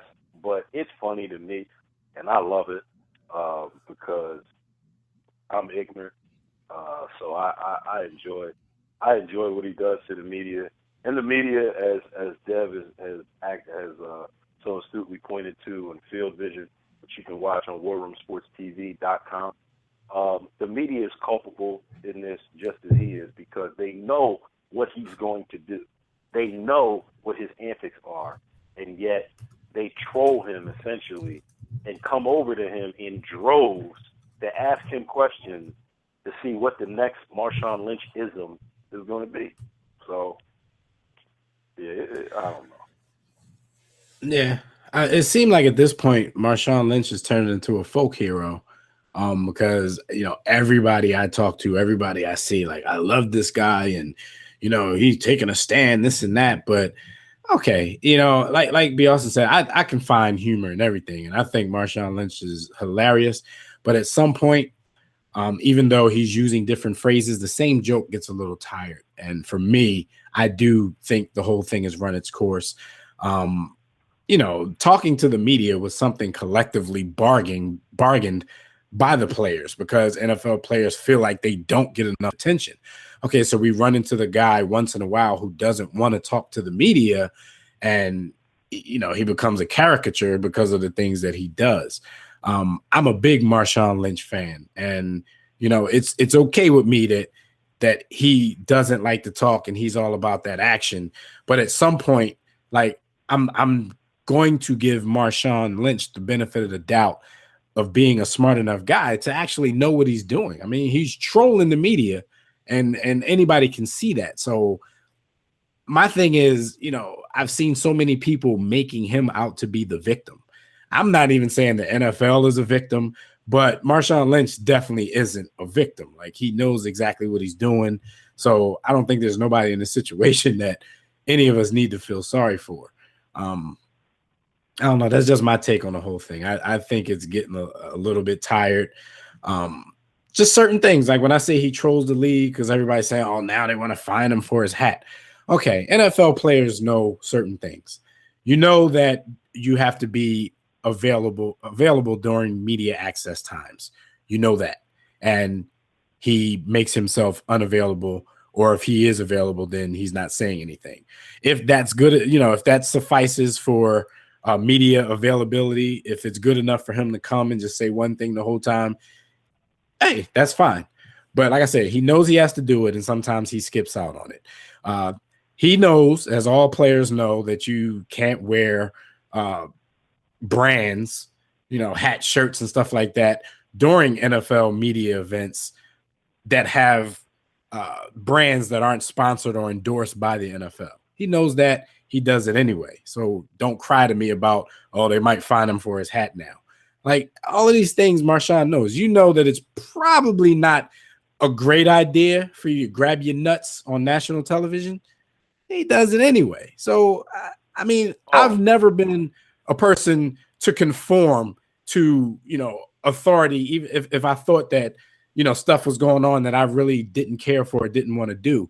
But at the same time, if I'm in my non-conformity mode, I'm also not in victim mode. I understand that there are consequences for the actions. Right. Yeah. So I'm just trying to tell everybody out there, miss me with all the Marshawn is the victim. Oh, why are they looking at this and looking at that, trying to get him in trouble? I mean, Marshawn knows what he's doing. I think he's sitting back saying, calculating, like, all right, I'm going to go to this press conference. What I'm going to do, I'm going to wear some stuff I'm not supposed to wear, and I'm going to just say some trolling answers. So, it's funny, but they pay him millions. They pay him millions. So we can't play the victim. So I completely get where you're coming from. Just real quick, Jimmy, I enjoy him for his comedic and entertainment value. Folk hero, there's no victim pity from my direction towards him, because everything he's doing is calculated. And I like when players figure out a way to make sponsors pay for their fines. So I think at this point, when he's negotiating sponsorship deals, he's getting his fines taken care of. He's definitely getting paid off of this. And he's getting millions of dollars. Look at the Progressive ad. He's getting paid off of this. All right, now, I just want to get my take on this. It's a couple things. Of course, I enjoy it for its comedic value. It's highly entertaining. My man says crazy stuff. I'm thankful. I'm here so I won't get fined. You know why I'm here. You know why. I'm just about that action, boss. all kinds of crazy quotes come from it. So my man got quotables for days. But, initially he said that he had like a social anxiety disorder, which is why, he, didn't feel comfortable speaking. But to me, it looks like that's BS. I'm not a doctor. You know what I'm saying? I can't say that. He just dug that up, Jimmy, out of the Ricky Williams files. Like, Ricky got away with that. Let me see if I can. He said that, but with Ricky, he seemed real. My man Ricky would straight put a helmet on and do an interview. Like, Ricky's situation. Dark visor. Yo, Jimmy, Ricky Williams saw dead people. That was real. That's why he smoked away the pain. But Marshawn seems to, just want to rebel against who or what, I don't know. But I wouldn't consider him like a folk hero or standing up to the man. To be honest with you, I would look at his teammate more in that light. Richard Sherman challenges the powers that be, but does it in a whole different manner. He uses their platform to come at their neck. So if anybody's a folk hero, I would look at Richard Sherman more so than Marshawn Lynch. Absolutely. But that being said, Marshawn is still comical. He still gives you quotables. But even the comedic value, that's starting to lose steam too. Like, I just want to see what happens if he wins like the Super Bowl MVP. What happens then? So it's one of those things, man, where it's kind of when they interview him with the trophy in the car. Is he gonna give him one-liners then? Yeah, that's what I'm saying. Like, what you gonna do there? He might grab his Bozak. Who knows? Like, that's the thing about it. It's one of them things where it's like, what's Marshawn gonna do? You know what I mean? Like, it's sort of like he's a character at this point. He's not even a football player. And the thing is, he's probably their best player on offense. He's a very talented football player, but none of this attention has anything to do with the fact that, he single-handedly kept them in the game, in the championship game. He's been their workhorse. None of this is about his game on the field, so that's the sad part. People are like, missing how great of a player this guy really is because of all the nonsense. Right. Well, you bring up a great point, Jimmy, because the Seattle coach is culpable in this as well, because they allow him to do this stuff. Believe me, if he was Robert Turbin or he was averaging 2.6 yards a carry, he wouldn't get away with this stuff. So I don't know that. I think there's a lot of blame. His rebellion is against them as well, Austin.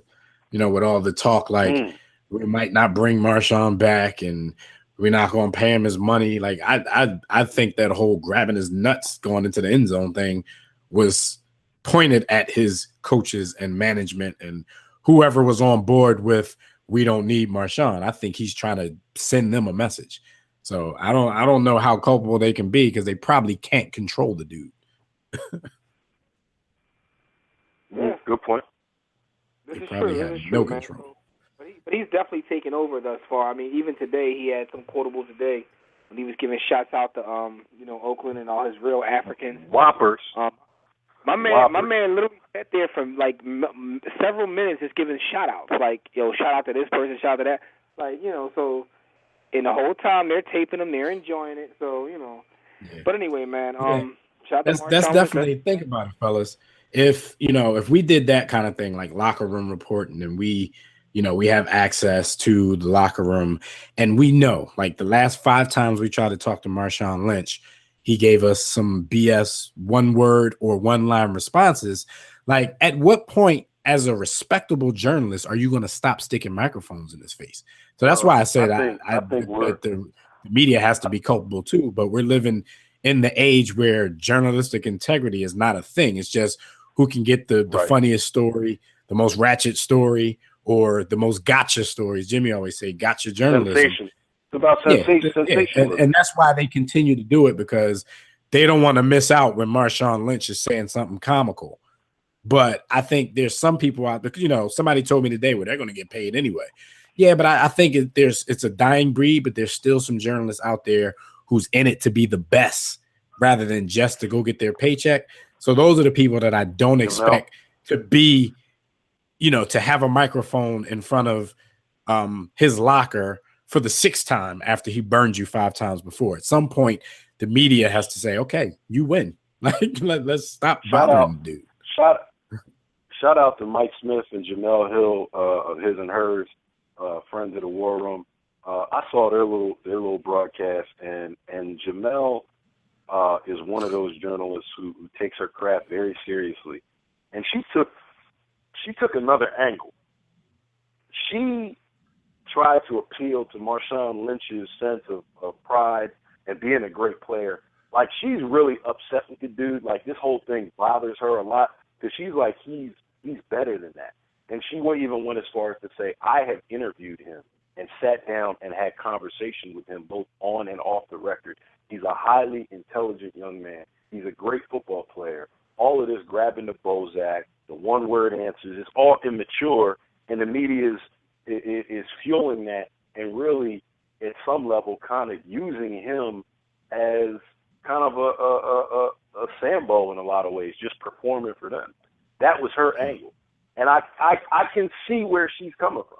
I can kind of see where she's coming from. For me, it's entertaining. He is highly entertaining. And I think even speaking further for us as journalists, I know our brand, and there's a certain amount of pride in our brand. First of all, as a man, you're not going to play me, dog. So if I'm trying to get an interview from you, you got one time, and then we both I might create a story. Like, yo, be, journalist grips Marshawn up, and they tear up the locker room. And they tore the locker room apart. Who see who first. So, but I wouldn't, like you said, Dev, you made a great point. If you know that's him, don't go over there. There's 52 other players. I'm doing my job. I'm doing my job on a different section of the locker room. Like, I'm not going over to the clown show right now. Not even calling him a clown, but the people staying around him with microphones and cameras in his face when you know he's not going to give you anything. You know, that's the clown show. So I'm not even going to join the peanut gallery over there after he's already burned me 3 or 4 times. Like, all right, he's not going to talk. So chill. Yeah. Pretty much. So let's not go to the phone line real quick, Jim, because I know the homie Rob from Cali had some stuff to say about Marshawn Lynch on our page. And he was talking more along the lines of the whole anxiety disorder and all that kind of stuff. So check and see what he got to say. Oh, okay. See, but he got a Cali bias, so he's gonna take care of his fellow brethren. Let's see what the homie Rob from Oakland, homie. What up, Rob? From Oakland, homie. What's up, homie? Bias. Yo, man, yo, them Oakland cats, yo, shout out to the 501, the 415. They are very militant. And they gangsters though. That's cool. Just how it is, man. I was just gonna say, Rob, real quick. I was just gonna say, I know how y'all get down out there, and LA don't bang with Oakland, and Oakland don't bang with LA. So that Cali bias may be out the window because they don't really like y'all. Oh, what? Oh, you kidding? What? Are you serious, dude? Man, let me tell you something, man.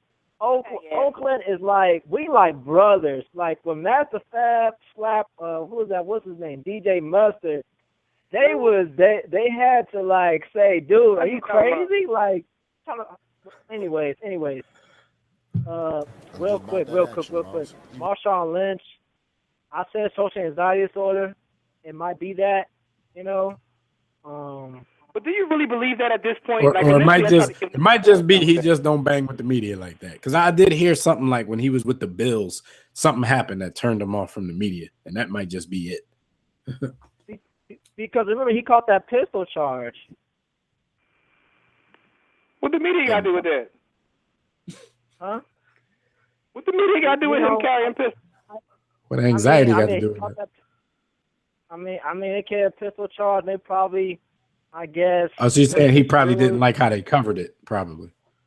Yeah, I mean, like if y'all, like hypothetically, if y'all send me down there, I would not actually talk to him. I'll probably get a selfie or something or one-liner. But you know, I mean, yeah. I'm sorry, yo, that's my boy Marshawn Lynch. But yeah. Real quick. I love how the media, people are not covering, people are not talking enough about Pete Carroll and the genius he is as a head coach, as just on the defensive end. You know, people always want to talk about USC quarterbacks, this and that. Think about how many people came in the draft. You know, the Clay Matthews, the Troy Polamalu. If you remember, you know, Eagles fan, you remember Mike Patterson. How many good defensive players came from out of USC? You know, they didn't have a defensive coordinator at USC. He was a defensive coordinator, you know. Pete Carroll. Sound like more of that West Coast bias, Rob. Is that West Coast bias coming out over there? Hey, the proof is in the pudding, man. You gotta go taste it, buddy. Proof is in the pudding. Whoa. Yo, all I'm saying is this, man. I mean, he'll get his just due, but the fact of the matter is he's going against arguably the GOAT of coaches.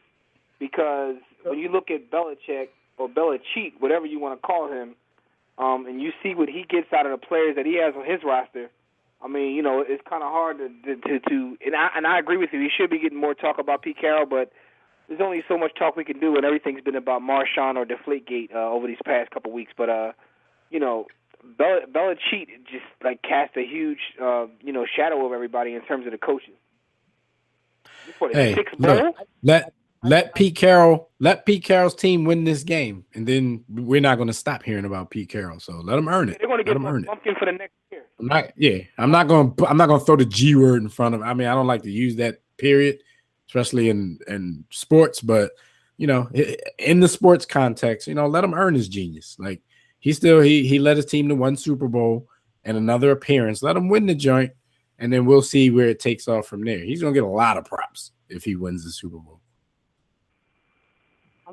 I mean, here's the thing. Cause I just looked this up. Like the Patriots, but what we know, we have to understand one that they don't have the weapons that he does have is basically going to copy Tom Brady. The running backs are good, but they're not great. They're not going to come on. They're going to force Tom Brady to be. It's the same game plan for the Patriots. They're going to force Russell Westbrook to be him, but. They're not going to try. They're going to try to run legal formations, different formation. And Pete Carroll he's not going to go around that. His team is going to be way too disciplined to give up the big plays. And the Patriots is okay with that. They're going to try to get the little plays, but they're going to be into the punch. All right. It sounds like you're leaning towards the actual Seahawks. So what's your prediction before we get you out of here? What's your prediction for the actual game? Give us a prediction. It's going to be pain. It's going to be, get your kids out the room. This is ice bucket. It's just going to be pain. If they still have Percy Harvin, I would call it a blowout, but they don't. That's the issue. Prediction? Yes, prediction.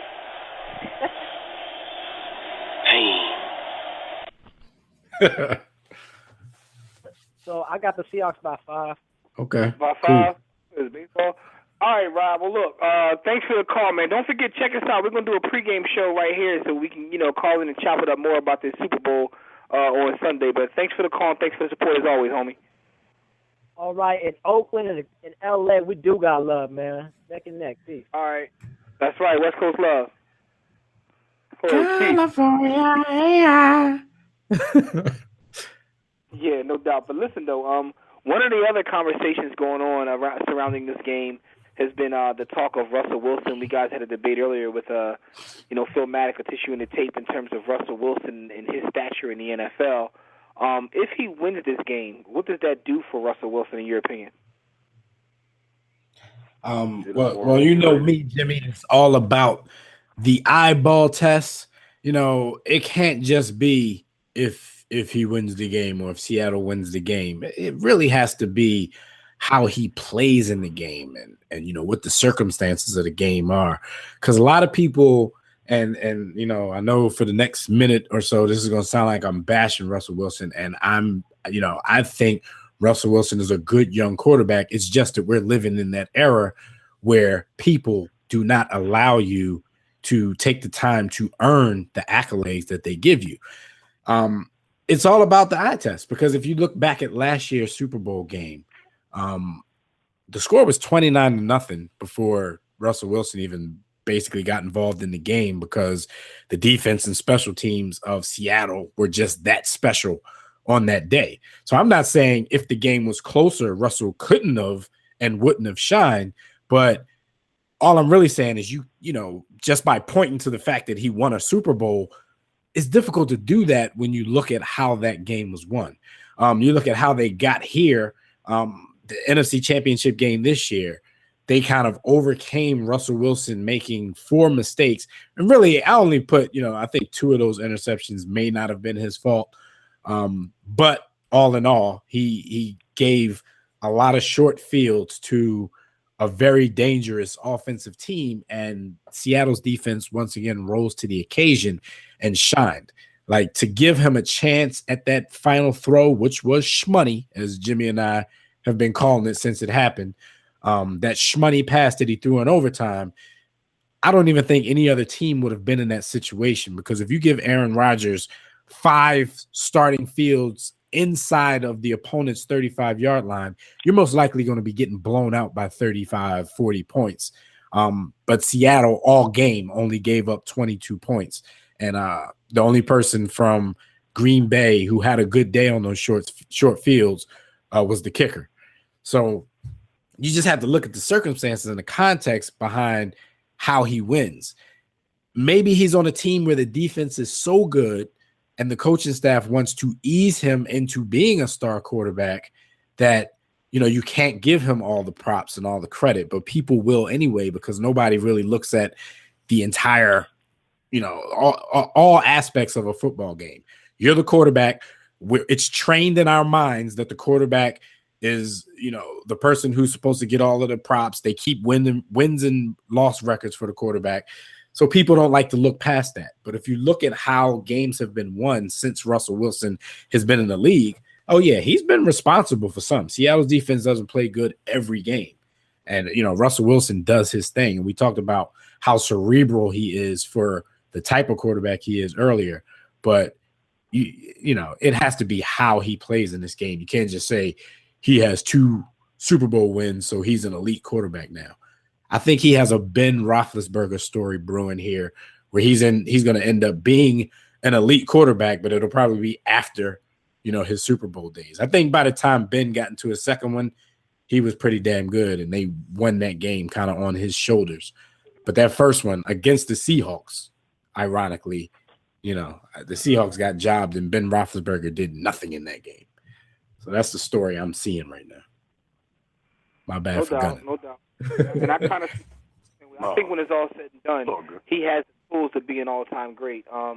But knocking these Super Bowls out real early, so that he can concentrate on his, padding his stats, that's the way to go. So shout out to him for Brady. Time it's all done. With these rules and the fact that Marshawn will probably be going soon, they're going to allow him to pass the ball 75 times a game. He's going to put up some crazy Matthew Stafford type numbers. He's going to have the rings in his back pocket. And, people will be saying he's the GOAT by the time it's all said and done. Brady. Shout out to you for that eloquent elocution of your position, and we stand in agreement, Dev. I mean, that's how I feel about the bull. I think that of all of these new age didn't get taught professional quarterbacking or the foundations of professional quarterbacking in high school and college. All these type of guys that get to the NFL who are superb and superior athletes and get placed in that position. Of all of those dudes, he is far and away the best. Quick decision making, very decisive when he wants to run, when he wants to pass. Doesn't take a lot of risks. Doesn't do a lot of things that he shouldn't. I respect it. And what I'd like to see him transition into is the next Drew Brees. That's what I could see him becoming. So I see the talent. I definitely see the talent. Right now, today, and up until this point, the young man throws the ball 17 times a game in a passing league. And we've all sat here on this show and others and said, you pass to score. There's a reason that he doesn't have to pass more than 17 times in an NFL game in 2014, 2015. And that's because they only give up 16 to 17 points a game. Most NFL offenses can go out there and score 18 points in 4 quarters. So he benefits from a great running game. He benefits from a great defense. But a part of their success is him. It is definitely him, and I think he'll grow into it. it'll be interesting to see what they do when Marshawn leaves and when some of that front seven, because the back line is tied up, but when some of that front seven want to re-up on their contracts and they don't have the money, it'll be interesting to see how it is when they have to throw and have to score. But see, B, that'll be when his transition starts, and then the people who are already crowning him will say, "I told you," even though it won't be what they said. Because think about it, you see all the photos with the comparison of his stats the first 3 years as a starter versus Tom Brady's stats the first 3 years of a starter. Even though the numbers are similar, I don't think that proves anything, because if anybody goes back and everybody knows me and you guys know me well, you know that I didn't think Tom Brady was elite until after his Super Bowl winning days. So, like that stat means nothing to me, because I didn't think Tom Brady was elite until maybe 2006, the year after Spygate, when they went out there and just hammer timed everybody. I think that's when he really, really, really arrived, and he was there to stay. But before that, he was a good quarterback, winning Super Bowls with a good team. He hasn't won one since he became elite, actually. How about that? I agree with that assessment. Like I told you guys earlier, I think he may be the most underrated as well as overrated. Because the one thing I do appreciate it with a guy who's asked to be a system quarterback or do that, specifically with a team that's built to win now. When you have a team that's built to win now, you throw a young guy in the mix, you tell him, look, don't make no mistakes and do that, and just make plays at certain times. That's difficult.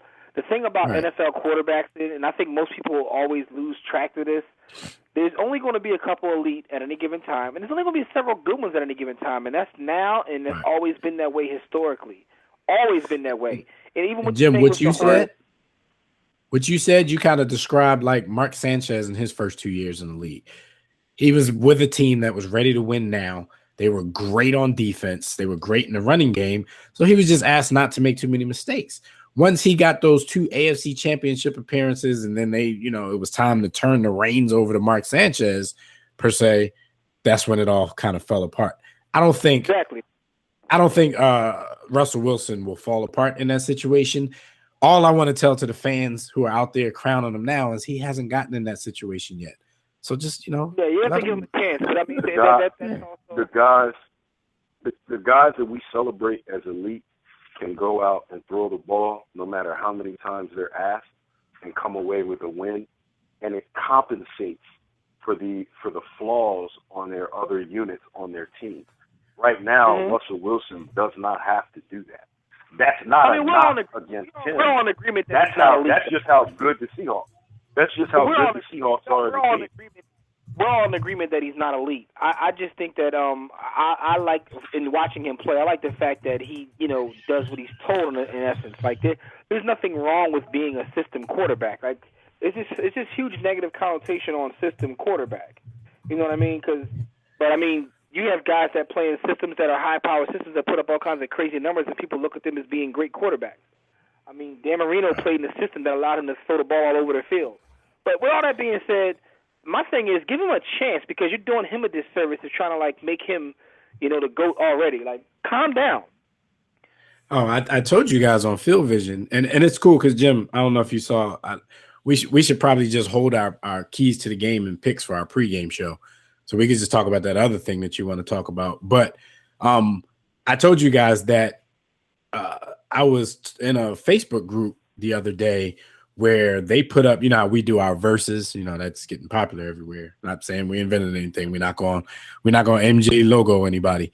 But they put up a verses of Russell Wilson versus Steve Young. And I think 75% of the respondents said Russell Wilson is better than Steve Young, a better quarterback than Steve Young. And you should have heard some of the reasoning behind this. That's where, have you ever heard of a dude named Jerry Rice? And if Joe Montana never left, he would be a career backup and this and that. I'm like, Well, here's a couple reasons. First off, they got rid of Joe Montana because Young was back there. It was Joe Montana didn't want to retire. Revisionist history. But here's the thing, though. This is what you just said is the reason why I don't have a problem with what Iceman did. because that's the way it's going to be, and that's the way it is. I saw the group the other day. I don't know what group it was, maybe Sports Forum, one of them groups, and there was an argument about who's better between LeBron and Mike, and about 80% of the people said LeBron James is a better basketball player than Michael Jordan. And I'm just reading it. I don't even get into the arguments. I'm just reading it laughing. But yeah, because you was cool with that. No, it's not that I was cool with that. I disagree with that. I mean, Mike is a sellout to his race, and he's just as bad as Hitler. But at the same time, he's a hell of a basketball player. He's probably top 10 all time. So, my thing is this though. It's like people poop on the past all the time, and I just get tired of it. Like, so I just laugh at it. So it doesn't shock me that Russell Wilson is the guy now. He's the it guy. Let Mariota or whoever comes in next year have a little bit of success. They'll be pooping on Russell Wilson. It's all about what's going on now. There's no respect for the history of any of our sports that we love. People do not respect history. And now it's to the point where people don't respect history like 3 years ago. It's like, what's going on right this second? I feel you, man. I understand that. Like, I saw that whole Steve Young thing. I was like, damn, man. Like, we got a long way to go. I was like, y'all know me, man. I started to get frustrated when we have to talk to fans every day, man. But I saw that Steve Young thing, man. I was ready to hand in my resignation. But, I knew y'all wouldn't accept it. So. That was tough. 2 years from now, Anthony Davis will be better than, like, Kareem, Wilt, Shaq, Hakeem, all of them. Like, it's going to be versus Anthony Davis versus, like, whoever, any of the great big men that played this game. And I mean, that's just the way people treat it. People do not respect history. Yeah. I mean, because just winning a Super Bowl, his team winning the Super Bowl and then getting to another Super Bowl, I'm like, they can win on Sunday, and Russell Wilson will still have a lot of work to do to catch up to Steve Young. Steve Young, in a lot of people's eyes, is a top 10 quarterback in NFL history. No lower than top 15 on anybody's list. And I think 15 might be pushing it.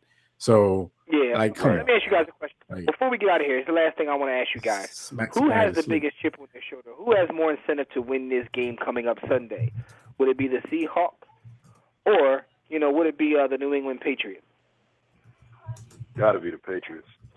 The Seahawks are playing with house money on so many levels. It's kind of funny because, first of all, they're the Seahawks, and number two, the average age of that team is under 26 years old. It's like 25 and a half years of age. So I don't even know that they appreciate, within the context of their athletic careers, I don't know if they appreciate what it is that they're in a position to do and how they're in a position to have the success of playing, not just winning, but playing in back-to-back Super Bowls. Like, that's crazy. So with that being said, kind of playing with house money, they're there. They're able to play loose and free. I think the Patriots have a lack of talent offensively, a little bit more talent on defense, but still overall, team-wise, 53-man roster, they're the less talented team. You've got a quarterback who is championing the legacy of an organization that's being held in front of us as cheaters. You've got Brady battling Joe Montana in a lot of circles, not my circles, but in a lot of circles for greatest quarterback of all time. And Brady's got to get it done with Flag Football League number 49 All-Stars on offense in a lot of ways. Well, let me get into this because we gotta roll. I agree with you. I think it's the Patriots with the bigger chip. Even though Seattle is basically fighting that battle of, we're the defending champs and these dudes are getting more shine than we are. Plus, Richard Sherman and Brady had words like 2 years ago and Brady called them nobody. So he can basically say, look at us now if they can stand over them with a victory on Sunday. But like you were alluding to, like, this was the Patriots' chance to get from beneath Spygate. People say they can't win. They haven't won since Spygate. But now, right before they have the chance to get from under Spygate, you have Deflategate. So, even though people aren't going to give them their props, no matter how many they win, I just think, it's just burning them up to go out and try to get this because everybody does think that. Yo, here's one thing before we get out of here, because we definitely got to roll. At Casey Mack, I see you on Twitter. You said Pete Carroll could be the first to win 2 national championships and 2 Super Bowls. I may be mistaken, but I'm pretty sure they took some of those national championships. Anyway, they bushed him. With that being said, thanks everybody for joining us again in the War Room. Shout out to everybody in the chat room, those on Facebook and Twitter, the calls who called in. We appreciate it. Those we didn't get to, we definitely apologize. Listen, not next week, but you can also tune in next week. But before that, tune in Sunday at 3 p.m. We're going to do a special, talking about the Super Bowl. Break it down a little bit further. And we want everybody who's listening to call in and give your picks. It's all about y'all out there. We want you to support us this Sunday and have a show with us. Give us your picks and your analysis of the game. And then after that, next week we'll recap the Super Bowl, so tune in as well. So until then, enjoy your week. We'll see you right back. Remember, Sunday. Catch our conversations on Facebook and Twitter at War Room Sports, WarRoomSportsTV.com for our video content, and all of our network shows, WRSPN.com. Until next time, everybody, don't accept mediocrity. Be steadfast in the war against ignorance, and we shall see you chumps on top.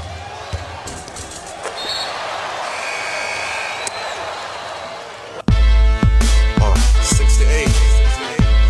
Yeah. War Room Sports. Y'all ready? Let's go. Stay in tune to Jimmy. Know the blueprint. Every Thursday, 6 to 8, they do this. Shout out to Dev, PJ, B. Austin, Doc Bay on replay. WarRoomSports.com. Get that mobile app. If not, dial 323-140012. They be going and you sensitive, then oh well. Physical podcast, let's talk sports. Showtime like Magic in the box course. Listen live, push 1 to join in. Rip your team or listen for your enjoyment. Hip-hop scholars, pit stop and knowledge. Should be in sports credits, I ain't talking college. 5 guys, no beef though. Corporate secret, but the streets know. Belafonte, I got a G flow. KC royalty, I'm in beast mode. 2 hours, get your game up. Who's the best in sportscast? You better name us. War Room Sports. Yeah, you know, Jimmy, Dad, DJ, Jack Beck, B. Austin. I'm Jack. Up and coming on the beat.